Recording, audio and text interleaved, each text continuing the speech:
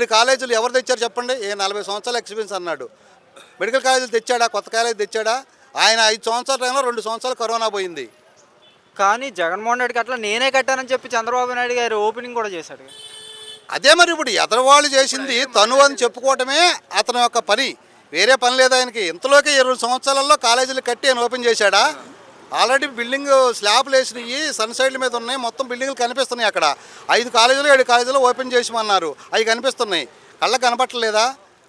ఏదో ఫౌండేషన్ తీసుకెళ్ళి ఏం కట్టారని చూపించడం కాదు. 17 కాలేజీలు తేటమంటే మన ఆంధ్రప్రదేశ్ చరిత్రలోనే మొదటిసారి ఇది. ఇవాళ పేద మధ్యతరగతి పిల్లలు ఎంతమంది అండి? మా ఊరిలో ఒక ఎస్సీ అబ్బాయికి సీట్ వచ్చింది. ఈ మెడికల్ కాలేజీలో సీట్ వచ్చింది. అతను లేకపోతే మెడిసిన్ చదివే వ్యక్తి కాదు. అంత స్తోమత లేదు. కానీ అతని దయ వల్ల ఇవాళ సీట్ వచ్చింది.